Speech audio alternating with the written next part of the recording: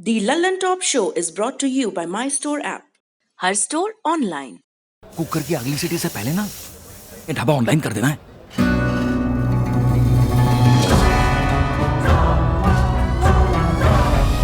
हम हो गए ऑनलाइन। आ गया है माई स्टोर ऐप। ये किसी भी स्टोर को ऑनलाइन करे सिर्फ 15 सेकंड में। माई स्टोर, अब हर स्टोर ऑनलाइन।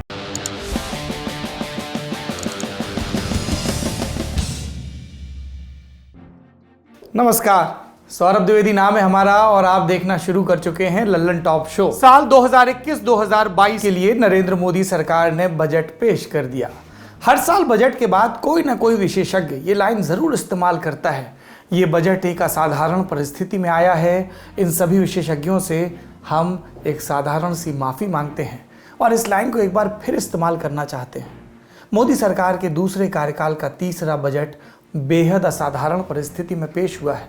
अब इस दावे के लिए हमारे कुछ तर्क हैं, सुन लीजिए। पहला, देश की अर्थव्यवस्था का भट्टा गोल हो रहा था, तभी कोरोना महामारी आ गई। लॉकडाउन लगा तो आवक रुक गई, लेकिन सरकारी खर्चा बेतहाशा बढ़ गया, यानी देश आधिकारिक तौर पर मंदी में है। दूसरी वजह, जीडीपी की रफ्तार शून्य से नीचे है। इसे रॉकेट लगाकर उड़ाने के लिए ज़रूरी है कि सरकार दिल खोल कर खर्च करे, लेकिन सभी जानते हैं खर्चा करने के लिए जेब में पैसा होना चाहिए और सरकार के पास पैसा नहीं है, यानी कैच-22 सिचुएशन है बड़े स्केल पर। तीसरी वजह, देश की उत्तरी सीमा पर चीन आकर बैठ गया है। उसने शुरुआत लद्दाख से की, कोशिश कर रहा है कि वैसी ही स्थिति अरुणाचल में हो। इस खतरे से सिर्फ सैनिक रणनीति या राजनीतिक इच्छा शक्ति से नहीं निपटा जा सकता, इसके लिए संसाधन भी चाहिए। चौथी चीज, किसानों को दिल्ली की सीमाओं पर आंदोलन करते हुए 2 महीने से ऊपर हो चुका है। सरकार पर प्रेशर था कि वो न सिर्फ बजट के दिन कोई भी अनहोनी टाले, बल्कि किसान हितैषी नीतियों का ऐलान भी करे। पांचवी वजह, 2021 हाई प्रोफाइल चुनावों का बरस। पश्चिम बंगाल, तमिलनाडु, केरल, असम और पुदुचेरी, इन 5 राज्यों में चुनाव और बजट के बीच क्या पावन रिश्ता है, आप और हम सब जानते हैं। तो परिस्थितियां असाधारण तो हैं। केंद्रीय वित्त मंत्रालय की हालत कॉलेज के अभी उस लड़के की तरह हो गई है, या फिर लड़की की तरह, जिसे 3rd ईयर में बैग के सारे पेपर एक साथ निकालने होते हैं। इसलिए आज के लल्लन टॉप शो में हम यही समझेंगे कि इतनी सारी असाधारण चुनौतियों के लिए निर्मला सीतारमण और केंद्रीय वित्त मंत्रालय के अधिकारियों सलाहकारों ने बजट में कैसा जवाब पेश किया। बड़े लोगों की बड़ी बड़ी बातों के बीच अपन ये भी जानते चलेंगे कि इस बजट के बाद आप कितनी बचत कर पाएंगे, कहाँ चुंगी लग सकती है। सब आसान भाषा में समझेंगे, सरल में आए तभी बात है, वरना तो कोई बात ही नहीं। सबसे पहले दूर करते हैं कंफ्यूजन। वित्त मंत्री ने कहा कि देश की आज़ादी के 75वें साल में हम 75 साल और उससे अधिक आयु के वरिष्ठ नागरिकों पर इनकम टैक्स रिटर्न भरने का बोझ कम करेंगे। ये बात आते ही कई जगह खबर चल गई कि 75 बरस से ऊपर के लोगों पर इनकम टैक्स माफ़ हो गया, लेकिन वित्त मंत्री की बात ध्यान से सुनने वाले समझ गए कि उन्हें सिर्फ रिटर्न भरने से छूट मिली है। जिन वरिष्ठ नागरिकों के पास केवल पेंशन और ब्याज से होने वाली आय है, उनका बैंक खुद ही टैक्स काट लेगा, यानी कि सीए और कागज़ का खर्चा बच जाएगा बस। हाँ, 75 साल से ऊपर के लोग अगर कोई व्यापार करते हैं जिससे उन्हें इनकम होती है, तो उन्हें टैक्स रिटर्न भरना होगा। यानी जो लोग कह रहे थे कि अमिताभ बच्चन मुस्कुरा रहे होंगे, वो लोग दुखी हो जाएंगे। लाल कृष्ण आडवाणी मुस्कुरा सकते हैं, उदाहरण की बात। अब बात करते हैं हेल्थ सेक्टर की। हमारे आपके लिए स्वास्थ्य सुविधाएं बेहतर करने के लिए सरकार ने क्या किया, सबकी नज़र थी। कोरोना केसेस जब पीक पर थे तो हमने सरकारी अस्पतालों की हालत देखी थी। दिल्ली जैसे शहरों में जो बार बार अपने स्वास्थ्य मॉडल का दावा करता है, वहाँ भी मरीजों के लिए बेड नहीं थे। अस्पतालों के गेट पर मरीजों को दम तोड़ते हमने देखा।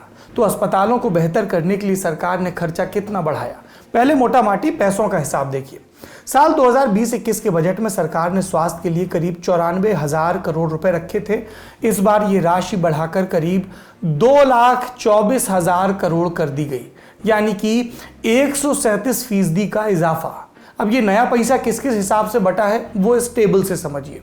स्वास्थ्य मंत्रालय को पिछले साल 65,000 करोड़ दिए गए थे, जो 10% बढ़ाकर अब 71,000 करोड़ कर दिए गए। ड्रिंकिंग वाटर और सैनिटाइजेशन के लिए पिछले साल 21,500 करोड़ मिले थे, अब ये बढ़ाकर कर दिया गया है 60,000 करोड़, यानी कि 3 गुना।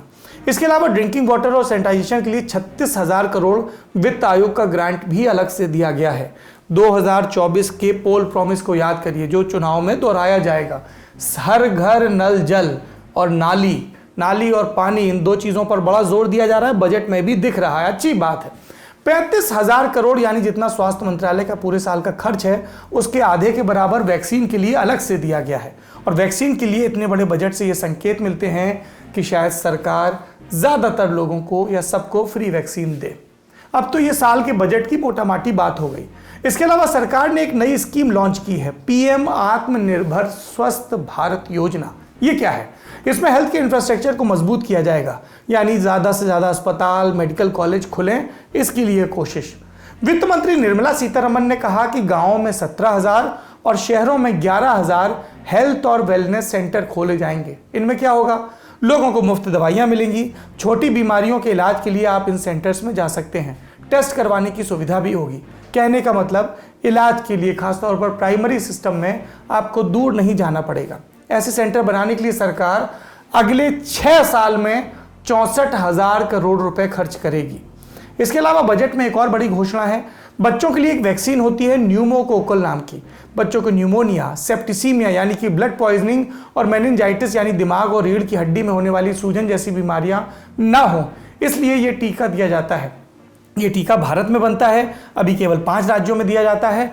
अब सरकार ने ऐलान किया है कि पूरे देश के बच्चों को ये वैक्सीन दी जाएगी। इससे साल भर में देश भर में 50,000 बच्चों की मौत कम की जा सकेगी। बहुत शानदार फैसला है। नरेंद्र मोदी सरकार मिशन इंद्रधनुष के जरिए टीकाकरण के मोर्चे पर लगातार अच्छा काम कर रही है। उसी दिशा में ये भी एक पहल है। अब सवाल ये उठता है कि हेल्थ के हिसाब से क्या सरकार का ये बजट उम्मीदों के मुताबिक है या कुछ और हो सकता था? इस सवाल के साथ हमने बात की पूर्व स्वास्थ्य सचिव पीके होता से। देखिए, ये एक हेल्थ सेक्टर ऐसा चीज है कि सबको बहुत चीज चाहिए, लेकिन वास्तविकता को देखना पड़ेगा। हम ब्लॉक लेवल हॉस्पिटल को अगर ठीक से कर पाएंगे और हर एक ब्लॉक में 2 हॉस्पिटल को ठीक कर पाएंगे, एक ब्लॉक लेवल हॉस्पिटल, एक डिस्टेंस वाइज सेकंड हॉस्पिटल, ज्यादा तक सारा पैसा को बिकर नहीं करके अगर हम 2 हॉस्पिटल हर एक ब्लॉक में ठीक से चला पाएंगे, क्योंकि मैन पावर भी चाहिए, सिर्फ इक्विपमेंट खरीद देने से या मशीन बना देने से हेल्थ सिस्टम नहीं होता है। स्वास्थ्य व्यवस्था, स्वास्थ्य चिकित्सा चाहिए, उसके लिए प्रोसेस चाहिए, डॉक्टर्स चाहिए। और इस जो योजना, उसमें एमबीबीएस डॉक्टर गांव में जाने का कोई बात नहीं हुआ है। अब बात करते हैं बजट में शिक्षा के हिस्से की। पिछले साल ही सरकार नई राष्ट्रीय शिक्षा नीति लेकर आई, जिसमें मौजूदा व्यवस्था में कई तरह के बदलाव की बात थी। इंफ्रास्ट्रक्चर को बढ़ाने पर जोर था। इस बजट में शिक्षा के लिए पैसा कितना बढ़ाया जाए, सबकी नजर थी। स्कूली शिक्षा पर बजट में इस बार 55,000 करोड़ रखा गया है, पिछले साल से करीब 2,500 करोड़ ज्यादा। हायर एजुकेशन की बात करें तो 38,000 करोड़ रखा गया है, पिछले साल से करीब 5,000 करोड़ ज्यादा है। शिक्षा को लेकर कुछ घोषणाएं भी। देश भर की 15,000 सरकारी स्कूलों की जो गुणवत्ता है शिक्षा की, वो बढ़ाई जाएगी। दूसरा, देश भर में 100 नए सैनिक स्कूल खोले जाएंगे, जो राज्य सरकारों, एनजीओ और प्राइवेट सेक्टर की मदद से खोले जाएंगे। तीसरा, अनुसूचित जाति के 4 करोड़ छात्र छात्राओं को आर्थिक मदद दी जाएगी। 6 साल में 35,000 करोड़ रुपए खर्च करने का अनुमान है। इसके अलावा आदिवासी इलाकों में 758 एकलव्य स्कूल बनाए जाएंगे। बढ़िया पहल। वित्त मंत्री ने हायर एजुकेशन कमीशन के लिए इस साल कानून लाने की बात भी कही है। ऐसा हायर एजुकेशन कमीशन बनाने का जिक्र 2019 और 20 के भाषण में भी था, ये भी याद रखिए। एक सूचना ये भी है, अच्छी सूचना, कि लेह में सेंट्रल यूनिवर्सिटी बनाई जाएगी। जब से लेह को अलग यूटी बनाया गया है, लगातार इस तरह के फैसले किए जा रहे हैं। कुछ कटौतियां भी हैं, जैसे मिड डे मील पर खर्चा इस बार कम कर दिया गया। पिछले साल 12,900 करोड़ था, इस बार 11,500 करोड़। मदरसों के तहत शिक्षा के लिए पिछले साल के रिवाइज बजट में करीब 300 करोड़ थे, इस बार एलोकेशन नहीं है। हायर एजुकेशन में शिक्षकों की सैलरी बढ़ाए जाने के लिहाज से हर साल बढ़ाकर बजट रखा जाता है, इस बार कटौती की गई। कुल मिलाकर शिक्षा पर 2021-22 का बजट कैसा है, ये हमने विद्वानों से जाना। ये बात बार बार कही जाती है कि 6% of GDP allocation to education, और ये नई शिक्षा नीति में भी कही गई है कि इसकी आवश्यकता पड़ेगी। इसलिए हम सबको बड़ी बड़ी अपेक्षाएं थी, अभी भी हैं, लेकिन जो एलोकेशन हुआ है वो निश्चित रूप से और अधिक होना चाहिए था, ऐसा मेरा विचार है। लेकिन मैं ये भी जानता हूं कि ये पिछला वर्ष बहुत कठिन वर्ष रहा है, सरकार के ऊपर बहुत से अन्य क्षेत्रों के दबाव भी हैं, और इसलिए संभवतः शिक्षा की तरफ बहुत ध्यान देते हुए भी इसका एलोकेशन उतना नहीं हो पाया है जितना होना चाहिए था। मैं तो उन लोगों में हूं जो कहेंगे कि अगले 2-3 साल में एकदम तो मुश्किल लग रहा है, लेकिन फिर भी 6% पे जाना ही पड़ेगा, क्योंकि मेरे विचार से इस देश की बहुत बड़ी आवश्यकता सरकारी स्कूलों की साख को दोबारा स्थापित करना। अब बात करते हैं पुराने वाहनों को लेकर बजट में किए ऐलान की। क्या आपकी गाड़ी 20 बरस से पुरानी है, ट्रक या कोई और कमर्शियल वाहन चलता है और 15 साल से पुराना हो गया है? नहीं चल पाएगा। सरकार इस पर एक नई नीति लेकर आई है। वित्त मंत्री ने वॉलंटरी व्हीकल स्क्रैपिंग पॉलिसी, इसका जिक्र किया। पुराने वाहनों को कबाड़ खाने में भेजने की पॉलिसी।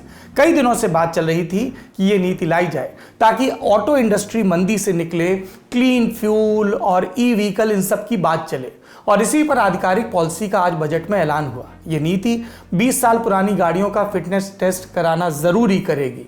कमर्शियल वाहन है तो 15 बरस पर फिटनेस टेस्ट कराना होगा। अगर वाहन अनफिट हैं तो इस्तेमाल की इजाजत नहीं मिलेगी, यानी उन्हें कबाड़ खाने में भेजना पड़ेगा। हालांकि कितनी बार अनफिट होने पर स्क्रैप करना पड़ेगा ये अभी साफ नहीं है। वित्त मंत्री ने कहा है कि जो संबंधित विभाग है वो समय से इसके बारे में विस्तृत गाइडलाइंस जारी करेंगे। सरकार के आंकड़ों के मुताबिक देश में अभी 20 साल से ज्यादा पुराने 51 लाख लाइट मोटर व्हीकल हैं। ये हट जाएं या इनमें से आधे भी हट जाएं तो पॉल्यूशन पर फर्क पड़ेगा। 34 लाख वाहन ऐसे हैं जो 15 साल से ज्यादा पुराने हैं। 15 साल से पुराने 17 लाख हैवी और कमर्शियल वाहन भी हैं। सब मिला दिया जाए तो 1 करोड़ वाहन होते हैं। सरकार चाहती है ये 1 करोड़ वाहन अगर फिटनेस टेस्ट पास नहीं कर पाते तो स्क्रैप की राह जाएं। और सरकार ऐसा क्यों चाहती है? वित्त मंत्री ने बजट भाषण में बताया कि इससे प्रदूषण ज्यादा होता है, तेल ज्यादा खाते हैं, आयात का बिल बढ़ता है। पर बात इतनी सी भी नहीं। पिछले कुछ वर्षों से ऑटो इंडस्ट्री में मंदी है, लोग नए वाहन कम खरीद रहे। सरकार चाहती है कि पुराने वाहन हटें तो नए वाहनों की खरीद बढ़े, ऑटो इंडस्ट्री को बूस्ट मिले। परिवहन मंत्री नितिन गडकरी, उन्होंने सामने आकर आज इसके और भी फायदे गिनवाए। आप भी सुन लीजिए।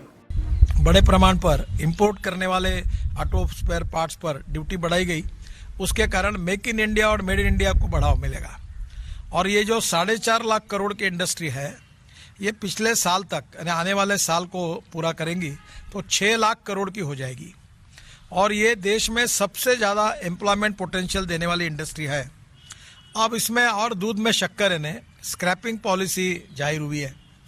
अब स्क्रैपिंग पॉलिसी के बेनिफिट्स काफ़ी बड़े हैं और इसके कारण क्या होगा कि हमारी जो अभी वर्ल्ड के सभी ब्रांड्स हमारे देश में प्रेजेंट है, मर्सिडीज से लेकर ऑल बिग मैन्युफैक्चर आ रहे हैं। अब हम लोग electric, ethanol, methanol, biodiesel, bio CNG और हाइड्रोजन फ्यूल सेल को भी इनकरेज कर रहे हैं। और कल अभी आने वाले 4-5 दिन में, अगले सप्ताह में शायद मीटिंग तय हुई है। प्रधानमंत्री जी के साइंटिफिक एडवाइजर राघवन साहब, नीति आयोग और हमने ये जो लिथियम आयन बैटरी होती है, ये लिथियम आयन हमारे देश में नहीं है, तो इसका अल्टरनेटिव जो है एयर आयन और अलग दूसरे मेटल के आयन, एल्यूमिनियम या स्टील आयन, तो इसके आधार पर हमारी बैटरी बने और इसमें रिसर्च हो ताकि हमारी ऑटोमोबाइल इंडस्ट्री जो है स्वावलंबी बने और हम लोग हमारे वर्ल्ड में हमारी टेक्नोलॉजी के आधार पर हमें कोई इंपोर्ट करने की आवश्यकता नहीं पड़े। तो अभी पहली बात तो ऐसी है कि हमने लिथियम आयन बैटरी हमको इंपोर्ट करनी पड़ती है, तो इसका भी काम हमने शुरू किया है। अब ये पुरानी डिबेट है कि वाहनों को तय वर्षों के बाद स्क्रैप करना चाहिए या फिटनेस के हिसाब से। तय वक्त में ये तर्क होता है कि भाई हमने तो वाहन को 20 साल में 20,000 किलोमीटर भी नहीं चलाया, तो हम क्यों कबाड़ी को दें। इस लिहाज से नई वाली पॉलिसी कितनी कारगर होगी, हमने सेक्टर के एक्सपर्ट से बात की। जो आप स्क्रैपिंग पॉलिसी की बात कर रहे हैं, तो आई वुड से जो हमारी नई जनरेशन है उनके लिए it will be an ideal thing कि आप ऐसा इंसेंटिव दीजिए जो उनको तो प्रोबेबली उनके लाइफ टाइम में तो they may be able to change their car 3 times और 4 टाइम्स, और उनको इस स्क्रैपिंग पॉलिसी का बेनिफिट भी मिल जाएगा। बाकी ये है कि अब उसके जो फाइन प्रिंट हैं, जब तक वो नहीं बीच बीच में से पढ़े जाएंगे और उसको हम इम्प्लीमेंट कर सकेंगे, और फिर हमारी जो एडमिनिस्ट्रेशन है उसको इम्प्लीमेंट कैसे करेगी। वैसे एक बात पर और गौर कर लीजिए, भड़बड़ाइए मत। ये नीति 1 अप्रैल 2022 से लागू होगी। सड़क और परिवहन मंत्रालय ने पिछले महीने एक पॉलिसी को मंजूरी दी थी। उसमें भी ये बात कही थी कि 15 साल से पुराने सरकारी वाहनों को अब स्क्रैप किया जा रहा है। यानी सरकार इस एक मामले में पहले खुद पर लागू कर रही है, फिर पब्लिक से कर रही है। अब रक्षा बजट की भी बात कर लें। डिफेंस बीट के पत्रकारों को आज अपने कानों पर भरोसा कम हुआ। हमारे शो के प्रोड्यूसर निखिल भी इसमें शामिल हैं, जब उन्होंने वित्त मंत्री का भाषण सुना और रक्षा बजट का उसमें जिक्र ही नहीं था। सब जानते थे आम बजट के दस्तावेज में रक्षा बजट लिखा हुआ था, तो फिर वित्त मंत्री ने उसे भाषण में शामिल क्यों नहीं किया। आशंका व्यक्त की जाने लगी कि रक्षा बजट में खास बढ़ोतरी नहीं होगी, इसलिए उसका जिक्र गोलमोल कर दिया। लेकिन छपा हुआ बजट तो नहीं छिप सकता। वित्त मंत्री ने अपना भाषण पूरा किया और फिर बजट प्रेस के हाथ लग गया। सबसे पहले देखा गया notes on demand for grants 2021-22। इसमें 18 से 21 नंबर के आइटम रक्षा मंत्रालय से संबंधित हैं। ये आंकड़े देखकर समझ में आने लगता है कि जब चीन लद्दाख में अतिक्रमण करके बैठा है और धीरे धीरे पूर्व में भी LAC को जीवंत मोर्चा बनाने की कोशिश हो रही है, तब भी लोकसभा में वित्त मंत्री ने रक्षा बजट के बारे में जिक्र क्यों नहीं किया। रक्षा बजट में दरअसल सिर्फ 6,817 करोड़ रुपए की बढ़ोतरी हुई है। पिछले साल रक्षा मंत्रालय को कुल पैसा मिला था 4,71,378 करोड़ और अब ये हो गया 4,78,195 करोड़। 4.25 लाख करोड़ रुपया वाकई भारी रकम है, लेकिन जब आप गौर करते हैं कि ये पैसा खर्च कैसे होगा, तब दिक्कत नजर आने लगती है। कैसे? इन पैसों में से 1,15,850 करोड़ रुपए जाएंगे रिटायर हो चुके फौजियों की पेंशन में, 2,32,047 करोड़ रुपए जाएंगे डिफेंस सर्विसेज रेवेन्यू में, यानी कि सेवारत फौजियों की तनख्वाह और पेट्रोल डीजल जैसे रोजमर्रा के खर्चों में। 37,837 करोड़ रुपए गए हैं मिनिस्ट्री ऑफ डिफेंस के लिए। इससे रक्षा मंत्रालय के सिविलियन स्टाफ को तनख्वाह मिलेगी और बाकी काम होंगे जिनका सीधा संबंध कॉम्बैट से नहीं होता। अब बचे कितने? 1,35,061 करोड़। ये रकम जाएगी capital outlay on defence services नाम के मद में। इस मद को तीनों सेनाओं के आधुनिकीकरण पर खर्च किया जाता है। आप यहाँ देख सकते हैं, हम सेना के लिए आधुनिक साजो सामान के लिए लगभग पेंशन जितना ही खर्च करना चाह रहे हैं। आप अगर पेंशन पाते हैं तो ज़रा सोच कर देखिए, आप सिर्फ पेंशन के पैसे से कितना आधुनिक सामान खरीद पाते हैं। यही बात बहुत बड़े स्केल पर रक्षा बजट पर भी लागू होती है। वैसे आलोचना के साथ दो बातें और समझ लीजिए। ये साफ था कि सरकार के पास रक्षा बजट बेतहाशा बढ़ाने के लिए पैसा नहीं था, लेकिन वित्त मंत्री ने रक्षा बजट को एक दिशा देने की कोशिश जरूर की। उन्होंने पेंशन पर खर्च घटाया है। पिछले साल 1,38,000 करोड़ रुपए का अनुमान था, फिर इसे घटाकर 1,25,000 करोड़ किया गया और इस साल के बजट में 1,15,000 करोड़ रखे गए हैं। ये पैसा बचाकर सरकार ने कैपिटल आउटले बढ़ाने की कोशिश की है। पिछले साल से 18% ज्यादा पैसा दिया गया है, 22,000 करोड़ बढ़ाए हैं। विशेषज्ञ चीन से चल रही तनातनी के बीच रक्षा बजट को औसत से भी कम बढ़ाने पर सरकार की आलोचना कर रहे हैं, पर एक राइडर भी लगा रहे हैं कि जितना भी बजट सरकार के पास था उसे सही दिशा में खर्च करने की कोशिश नजर आ रही है। अब बात किसानों के बजट की कर लेते हैं, कृषि क्षेत्र की। हम जानते हैं कि दिल्ली की सरहदों पर किसान बैठे हैं जो कह रहे हैं कि मोदी सरकार को हमारी परवाह नहीं, और सरकार लगातार कह रही है कि हम किसान हितैषी हैं। बजट में क्या आंकड़े नजर आए? प्रधानमंत्री किसान सम्मान निधि के लिए पिछले बजट में रखे गए थे 75,000 करोड़, फिर इसे संशोधित करके 65,000 करोड़ किया गया। इस बरस के बजट की बात करें तो किसान सम्मान निधि के लिए फिर से 65,000 करोड़ रखे गए हैं। पिछली बार के बजट एलोकेशन से 10,000 करोड़ कम। यूरिया की सब्सिडी की बात करें, पिछले बजट में 47,805 करोड़ रखे गए थे, फिर इसे संशोधित कर 94,957 करोड़ किया गया। मतलब सरकार को खुद लग रहा था कि एलोकेशन से बहुत ज्यादा खर्चा हो रहा है यूरिया के मामले में, मोटा मोटी 1 लाख करोड़। लेकिन इस बरस सरकार ने कितना आवंटित किया? 58,768 करोड़। इसी तरह पोषण आधारित तत्वों यानी कि नाइट्रेट या जिंक जैसी चीजें जिन्हें खाद के साथ मिलाकर छिड़का जाता है, इन पर सब्सिडी घटाई गई है। पिछले साल के बजट में इन पर 23,504 करोड़ रखा गया था, फिर इसे बढ़ाकर 38,990 करोड़ कर दिया गया था, लेकिन इस साल के बजट में पैसा है 20,762 करोड़। आपने गौर किया होगा, तीनों मामलों में हमने संशोधन की बात की कि बढ़ाकर या संशोधित कर। ये क्या चक्कर है? होता यह है कि पहले बजट में आवंटन किया जाता है, लेकिन अगर ये आवंटन काफी ना लगे या ज्यादा जनने लगे तो इसको लेकर एक रिवाइज एस्टीमेट लाया जाता है, संशोधित अनुमान। हम उसी की बात कर रहे थे। ये साफ है किसानी में सब्सिडी कम की गई है, तो कहीं मरहम भी लगाया क्या? एग्रीकल्चरल इंफ्रास्ट्रक्चर में सुधार के लिए पैसा जुटाने के मकसद से सरकार ने कुछ चीजों पर agriculture infrastructure and development cess AIDC लगाने का फैसला किया है। वित्त मंत्री ने कहा कि हमने ध्यान रखा कि अधिकतर वस्तुएं जिन पर सेस लगेगा उनके मामले में उपभोक्ताओं पर अतिरिक्त भार न पड़े।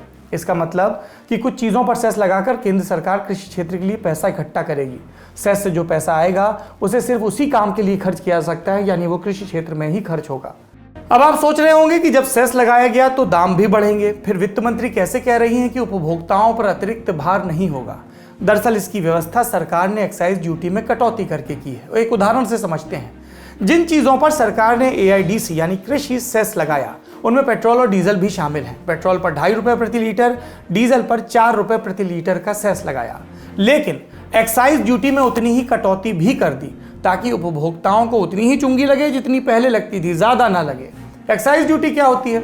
एक्साइज ड्यूटी या एक्साइज टैक्स या उत्पाद शुल्क एक तरह का अप्रत्यक्ष इनडायरेक्ट टैक्स है। इसे किसी प्रोडक्ट के उत्पादन पर लगाया जाता है जिसके बाद प्रोडक्ट मार्केट में बिकने के लिए आता है। जीएसटी लागू होने से पहले लगभग हर तरह के प्रोडक्ट पर एक्साइज ड्यूटी लगती थी, लेकिन जीएसटी के बाद अब ये कुछ ही वस्तुओं पर लगता है, जैसे शराब, पेट्रोलियम पदार्थ। जिन प्रोडक्ट्स पर एक्साइज ड्यूटी लगती है उन पर जीएसटी नहीं लगता है। मूल सवाल पर लौटते हैं। जब सरकार के पास एक्साइज ड्यूटी से पैसा जा ही रहा था तो फिर नया सेस लगाकर पैसा इकट्ठा करने की क्या जरूरत थी? इस सवाल का जवाब जानने के लिए हमने विशेषज्ञ से बात की। तो देखिए, हम जहाँ राजस्व वाली बात आप पहले कर रहे थे ना, इसको वहीं से जोड़ना जरूरी। जब सरकार को ये मालूम है कि इस साल रेवेन्यू नहीं बढ़ने वाला है, राजस्व का, सरकार के राजस्व का लक्ष्य इस साल क्या पिछले साल से भी कम, पिछले साल से कम है तो सरकार ने सिर्फ उसी प्रोडक्ट को चुना जो मंदी में भी बिकता है, पेट्रोल डीजल। और हमने देखा कि पिछले साल पेट्रोल डीजल की डिमांड कम हुई, सेल कम हुई, लेकिन उसके बाद भी उससे टैक्स रेवेन्यू और कलेक्शन बढ़ा। तो इसलिए इन दो प्रोडक्ट को चुना गया कि इनके ऊपर टैक्सेशन लगाकर एक मुश्त सीधा पैसा निकाला जा सकता है। अब यहाँ एक दुविधा है। दुविधा यह है कि सेस क्यों सरकार ने लगाया? सेस लगाने के बदले वो बेसिक एक्साइज ड्यूटी और एडिशनल एक्साइज ड्यूटी कम करेगी। जिनका की मात्रा कम है, सेस ज्यादा है। तात्कालिक तौर पर वो उसकी भरपाई कंपनियां करेंगी, क्योंकि कंपनियां अपने मुनाफे से वो पैसा निकालकर इनको सरकार को देंगी या अपने बचत में से पैसा निकाल कर देंगी। लेकिन आगे अगर कच्चे तेल की कीमतें बढ़ती हैं तो क्या सेस वापस होगा, या फिर हमें कच्चे तेल की बढ़ती कीमतों के कारण और महंगा पेट्रोल डीजल खरीदना पड़ेगा? ये कहना मुश्किल है। राज्यों से सेस नहीं बांटा जाएगा, लेकिन शायद इससे राज्यों को तो नुकसान होगा। हाँ, लेकिन शायद सरकार इस पैसे का इस्तेमाल राज्यों को कंपेंसेशन में करेगी। जो जीएसटी कंपेंसेशन का झगड़ा हमने पिछले साल पूरे साल देखा, तो वो कंपेंसेशन इस साल भी देना पड़ेगा। अब अगर आप ध्यान से देखिए तो राजस्व की जो तस्वीर दिखाई दे रही है उसमें जब सेंट्रल गवर्नमेंट का रेवेन्यू ही गिर रहा है तो वो उम्मीद ही नहीं कर रही है कि हमको बहुत ज्यादा रेवेन्यू मिलेगा। तो राज्यों को केंद्र से जो पैसा मिलता है उसमें होने वाले घाटे की भरपाई तो करनी पड़ेगी, और इसलिए शायद इसे उस पर्पस से भी लगाया गया है जिससे कि इससे मिले हुए पैसे को राज्यों के साथ बांटा जा सके। अच्छा, बांटा जाएगा, राज्य घाटे में नहीं रहेंगे। राज्य घाटे में इन द सेंस कि अब इस सेस के बाद राज्य अपने टैक्सेस रिवाइज करेंगे। अभी तो हमने एक ही बजट देखा है, 29 बजटों का देश है ये है। अभी तो और भी बजट लाइन में है।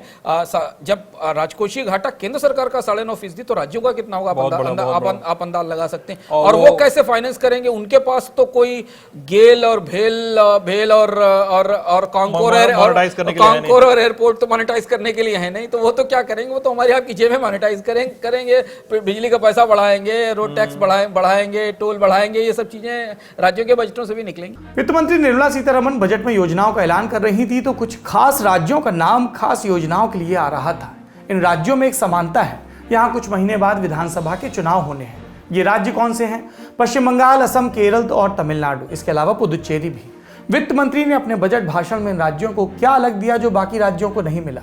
पश्चिम बंगाल और असम, यहाँ के चाय बागानों में काम कर रही महिलाओं और उनके बच्चों के लिए 1000 करोड़ रुपए का ऐलान। वित्त मंत्री ने बताया कि बंगाल में 25,000 करोड़ रुपए की लागत से हाईवे भी बनेंगे। कोलकाता सिलीगुड़ी रोड का अपग्रेडेशन होगा। इसके अलावा असम में 34,000 करोड़ रुपए नेशनल हाईवे पर खर्च होंगे। दूसरा राज्य केरल, यहाँ के कोच्चि में 1900 करोड़ की लागत से मेट्रो का 11 किलोमीटर का हिस्सा बनाया जाएगा। केरल में 1100 किलोमीटर नेशनल हाईवे भी बनेंगे। इसके तहत मुंबई कन्याकुमारी कॉरिडोर भी बनेगा। इस पर 65,000 करोड़ रुपए खर्च होंगे।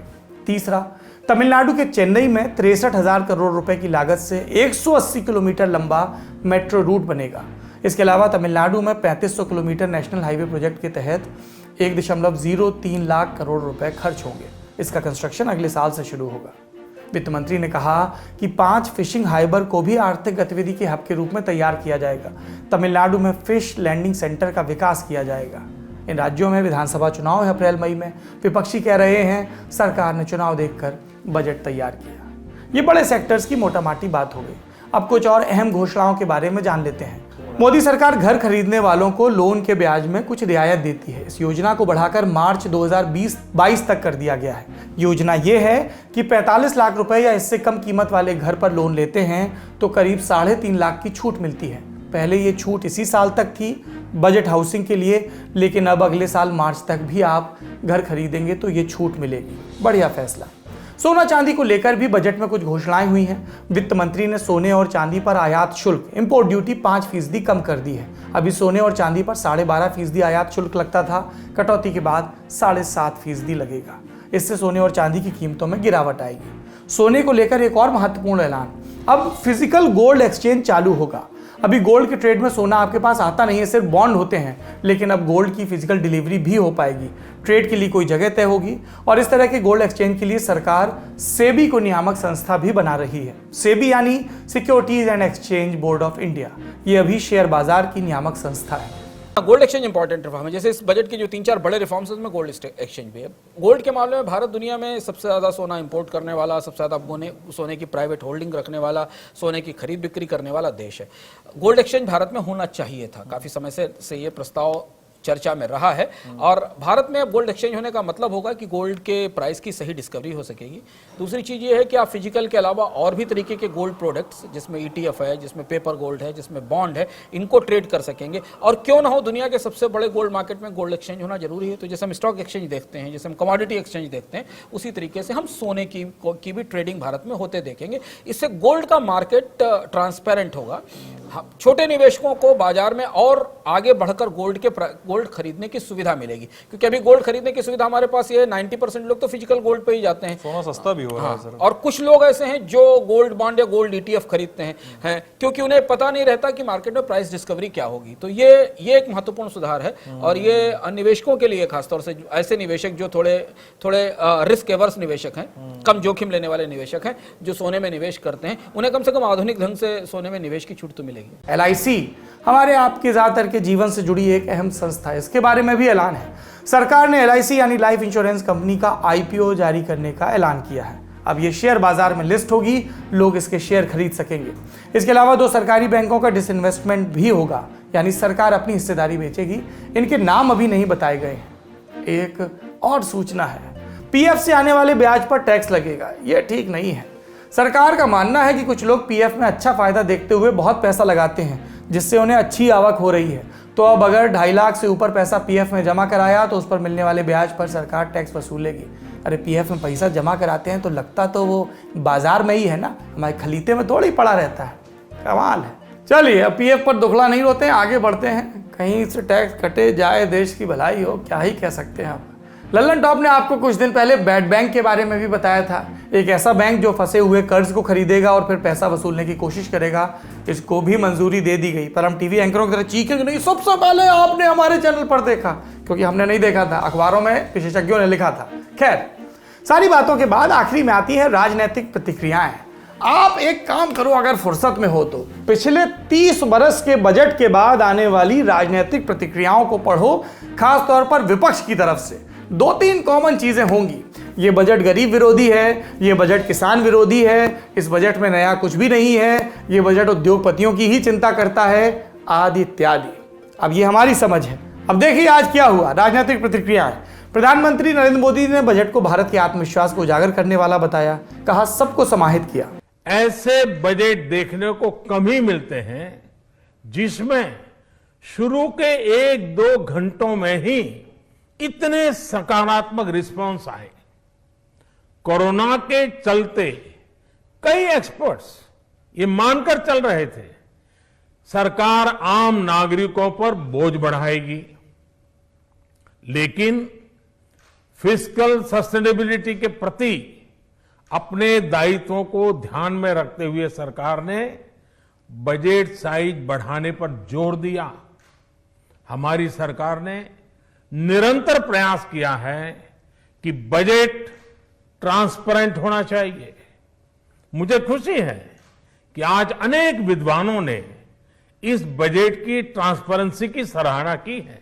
वित्त मंत्री निर्मला सीतारमण ने बजट के बाद प्रेस कॉन्फ्रेंस की और कहा कि मुख्य फोकस इंफ्रास्ट्रक्चर और हेल्थ सेक्टर को लेकर था। इस बार के बजट में कुल 37% की बढ़ोतरी हुई। ये भी कहा कि कोरोना काल में सरकार का फोकस खर्च करने पर रहा, आम लोगों को अधिक से अधिक मदद मिले और इसीलिए इस बार राजकोषीय घाटा इतना ज्यादा है। इसका असर अच्छा ही रहेगा क्योंकि इसका मतलब है खर्च कर रहे हैं सरकार। इसके कारण एफडी फिस्कल डेफिसिट इतना तक पहुंचा है। जब खर्च कर रहे हैं और क्वालिटेटिवली अच्छा खर्च कर रहे हैं, उससे एम्प्लॉयमेंट बढ़ेगा। असर यही है। एम्प्लॉयमेंट बढ़ने में हर एक आदमी का हाथ में और पैसा होगा, जिससे डिमांड बढ़ेगी। So the virtuous cycle gets built.